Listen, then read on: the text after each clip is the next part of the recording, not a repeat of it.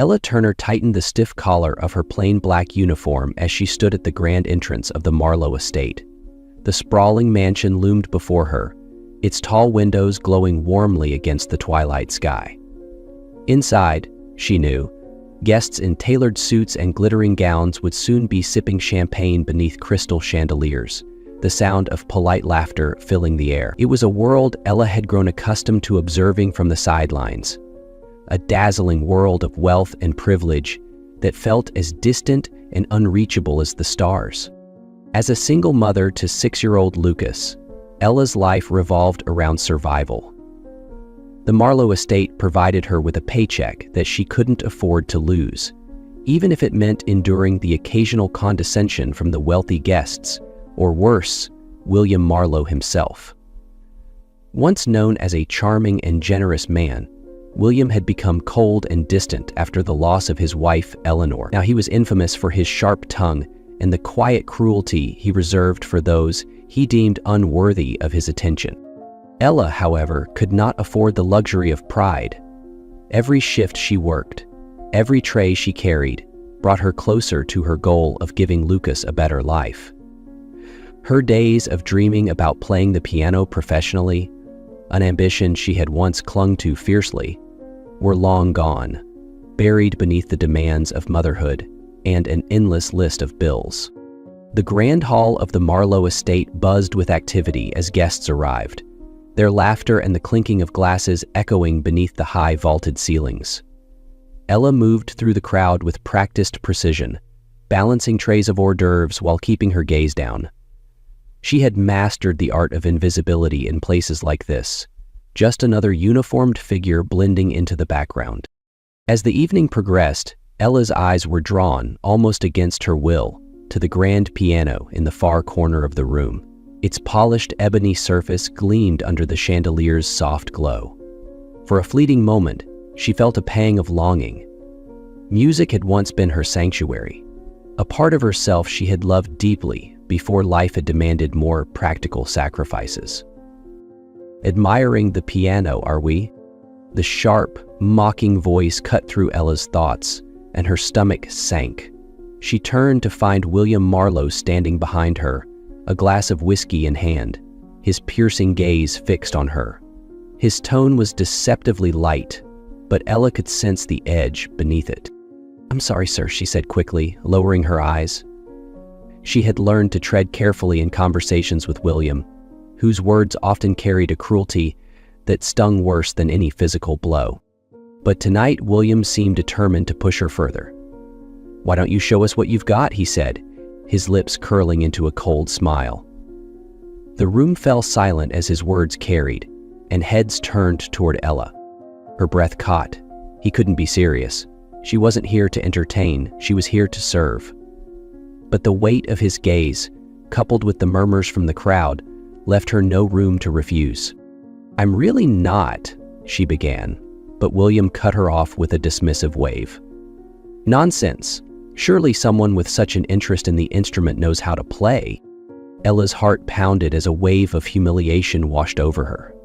She glanced around, feeling the stares of the guests, some amused, others curious. Lucas's face flashed in her mind, his wide, trusting eyes reminding her of why she was here. Taking a deep breath, she stepped toward the piano, her legs feeling like lead. Her fingers trembled as they hovered over the keys, the weight of 100 stares pressing down on her like a tidal wave. She pressed the first note, soft but steady, and then another. The melody unfolded, hesitant at first, but soon, Ella was lost in the music. As her hands moved across the keys, the room transformed. The whispers faded, replaced by silence so profound it felt like the mansion itself was holding its breath. As Ella played, the music took on a life of its own. It was a piece she hadn't touched in years, one she used to practice on the old, out-of-tune piano in her childhood home. The melody carried her back to simpler times, before responsibility had stolen her freedom to dream. Her fingers, though unpracticed, moved with increasing confidence as the notes flowed effortlessly, filling the room with a quiet, aching beauty. The crowd, which had initially watched her with detached curiosity, now seemed captivated. The air grew heavy with something unspoken, and Ella could feel the shift. Heads tilted, eyes softened, and conversations ceased. Even the most indifferent guests leaned closer, drawn into the raw emotion of the moment. Ella didn't dare look up. She kept her focus on the keys, pouring every ounce of herself into the music. She let it tell the story she couldn't put into words. The story of sacrifice, love, and the unyielding hope she carried for Lucas. When the final note rang out, the room hung in stunned silence. For a moment, Ella feared she had done something wrong. Then, like a gentle ripple, the applause began. It started with a single pair of hands, then another, until the room erupted in a wave of admiration. Ella blinked, dazed, as she slowly stood from the bench. Her chest heaved as she tried to process what had just happened. The applause wasn't polite or forced. It was genuine, filled with awe. For the first time in years, Ella felt seen. At the back of the room, William Marlowe stood motionless, his glass of whiskey untouched. His usual smirk had vanished, replaced by an expression Ella couldn't decipher. There was something raw in his gaze, a vulnerability that caught her off guard. Finally, he stepped forward, the crowd parting around him like the sea. Ella tensed, expecting a cutting remark or another display of his power. But when he spoke, his voice was uncharacteristically quiet. "You played beautifully," he said, his tone lacking its usual sharpness. "My wife used to play that piece." Ella's breath hitched. She had heard whispers from the other staff about William's late wife, Eleanor, a woman known for her warmth and grace. The mention of her name seemed to unravel something in William. His shoulders sagged, and for the first time his eyes softened, revealing not a powerful tycoon, but a man burdened by sorrow and loss. The music unraveling walls he had spent years building. "I owe you an apology," he continued, his voice steady but heavy. "What I did earlier wasn't fair. I thought—" He trailed off, glancing away as if ashamed. "I thought it would amuse me, but I was wrong." Ella was too stunned to respond. This was the last thing she had expected from a man like William Marlowe. Before she could gather her thoughts, he added, "You have a gift, and it would be a waste not to use it. Let me help you." Ella hesitated as she stood outside the towering doors of the conservatory. The grand building seemed to loom over her, its marble facade radiating a sense of importance and sophistication that made her feel small. But behind her stood Lucas, holding her hand tightly, his wide eyes filled with awe. His presence grounded her, reminding her why she was here. After that fateful night at the Marlowe estate, William had approached Ella again with an offer that felt too surreal to accept. He wanted to sponsor her studies at the city's prestigious conservatory, giving her a chance to rekindle the dreams she had buried long ago. At first, she refused. The idea of returning to school as a single mother in her 30s seemed impossible. But William was insistent, and Lucas's excited plea, "Mom, you have to do it," was the final push she needed. Now, standing in the conservatory's ornate hallways, Ella felt a strange mix of exhilaration and fear. Most of the other students were decades younger than her, their confidence and polished skills a stark contrast to her own rusty talent. The first few weeks were grueling. Between classes, relentless practice sessions, and working evenings at William's events, Ella barely had time to catch her breath. The gap between her and her peers was undeniable. Many of them came from wealthy families, their paths paved with opportunities Ella had never known. There were moments when she questioned her decision, wondering if she had bitten off more than she could chew, but Ella's professors quickly noticed something unique about her. While others played with technical precision, Ella's music carried a depth of emotion that was impossible to teach. Her life experiences, the sacrifices, the struggles, the love she had for Lucas, added a richness to her performances that captivated her audience. Slowly, her confidence began to grow. Meanwhile, Lucas thrived in this new chapter of their lives. Inspired by his mother's dedication, he asked her to teach him how to play. Their evenings, once filled with hurried meals and exhaustion, now revolved around the piano. Lucas's little fingers stumbled at first, but Ella's patient guidance soon revealed his natural talent. One evening, as they sat side by side at the piano, Lucas looked up at her with wide, curious eyes. "Mom, do you think I can play like you someday?" he asked, his voice filled with hope and awe, his small hands mimicking hers on the edge of the piano. Ella smiled, her heart swelling with pride. "You can do anything you set your mind to, sweetheart," she said, ruffling his hair. At the same time, William's transformation was becoming evident. The events at his estate, once defined by extravagance and status, began to take on a new purpose. Ella's music had inspired him to turn his parties into meaningful gatherings, raising funds for local charities and community projects. The cold, isolating grandeur of his home was replaced with warmth and purpose, creating a ripple effect that reached far beyond his estate.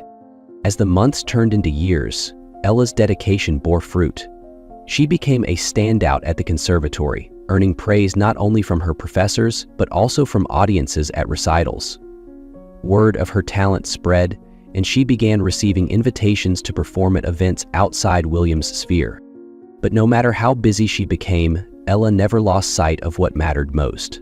Lucas, the piano, became their shared sanctuary, a symbol of how far they had come. Every note she played, every chord Lucas learned, reminded them both that dreams didn't have to stay buried. They could rise again, stronger than ever. The Marlowe estate had undergone a profound transformation. Once a monument to wealth and excess, it had become a hub of purpose and generosity. William Marlowe, who had once wielded his fortune to humiliate and isolate, now used it to uplift others. It began subtly, with smaller, more intimate gatherings that prioritized connection over spectacle. Ella's music became the soul of these events, drawing guests into moments of quiet reflection and shared humanity. Inspired by her talent and resilience, William redirected his focus. His parties were no longer about flaunting status, but about making a tangible difference. Over time, his events grew into fundraisers that supported causes close to his heart: scholarships for young musicians, community programs for underprivileged children, and music education in schools. The guests, initially skeptical of this shift, quickly embraced the change. They donated generously, moved not only by the causes, but by the authenticity behind them. Ella played a central role in these evenings. Her music set the tone, imbuing the events with warmth and sincerity. With each performance, she reminded everyone present of the power of art to heal and inspire. As her reputation grew, she began to attract opportunities beyond the estate. Yet she remained loyal to the man who had given her a second chance, performing at his events not out of obligation, but out of shared purpose. Lucas, too, became a symbol of this transformation. The little boy who had once marveled at the grandeur of the Marlowe estate was now thriving in ways Ella had never imagined. His piano lessons, both at home and with professional instructors, revealed a prodigious talent. Guests often asked about him, and William himself took pride in watching the young boy grow. In William's eyes, Ella and Lucas represented hope, a reminder that even in the face of loss and regret, people could find redemption. He threw himself into his charitable endeavors with renewed fervor, ensuring his wealth served as a force for good. The estate, once a cold fortress, was now a place where lives were changed. Guests no longer came to marvel at its grandeur, but to be part of something meaningful. And at the heart of it all was Ella, whose journey had inspired not only William, but an entire community to embrace the power of transformation. The evening of the benefit concert was one Ella would never forget. The Marlowe estate, now a beacon of community and compassion, buzzed with quiet anticipation. Guests filled the grand hall, their conversations subdued as they awaited the evening's performance. A mother and son duet that had become the highlight of the night. Ella stood backstage with Lucas, her hands gently resting on his small shoulders. At just 10 years old, Lucas had grown into a confident and talented young musician, his love for the piano rivaling her own. He fidgeted nervously with the cuffs of his shirt, his excitement bubbling just beneath the surface. "Mom," he whispered, his voice tinged with both awe and apprehension. "What if I mess up?" Ella knelt to his level, taking his hands in hers. "Do you remember what I always tell you?" she asked softly. He nodded. "Feel the music, don't think about it." "Exactly," she said, smiling. "And remember, no matter what, I'm right here with you." A voice announced their names, and the audience erupted in polite applause as Ella and Lucas stepped onto the stage. The grand piano stood gleaming under the chandelier's soft light, a symbol of how far they had come. Ella and Lucas exchanged a quick, reassuring glance before taking their seats side by side. The first notes rang out, soft and deliberate. Ella led the way, her fingers gliding effortlessly across the keys. Lucas followed, his smaller hands mimicking hers with precision and grace. Their music unfolded like a story, each note weaving together years of sacrifice, hope, and love. As they played, the crowd leaned in, captivated by the harmony between mother and son. The piece shifted from delicate and introspective to bold and triumphant, a reflection of their journey. Lucas's confidence grew with each passing moment, and Ella couldn't help but smile as she watched him lose himself in the music. When the final note hung in the air, a hush fell over the room. Then, like a wave, the applause began. Soft at first, then swelling into a thunderous ovation. Ella stood, her chest heaving with emotion, and took Lucas's hand as they bowed together. In the crowd, Ella spotted William, standing at the back of the room. His expression was unreadable, but his eyes shone with pride. For a man who had once been consumed by bitterness, this moment marked his own transformation. As the applause continued, Ella turned to Lucas, who beamed up at her. "You did amazing," she whispered, her voice thick with emotion. "You too, Mom," he replied, squeezing her hand. The night marked more than just a performance. It was the culmination of their journey, a vivid declaration of triumph over hardship, and proof that dreams, no matter how long deferred, could still be realized. For Ella, it was proof that dreams didn't die, they simply waited for the right time to be reborn. And for Lucas, it was the beginning of a future filled with possibility. Together, they had found not just their place in the world, but in each other's hearts, bound forever by the music they shared.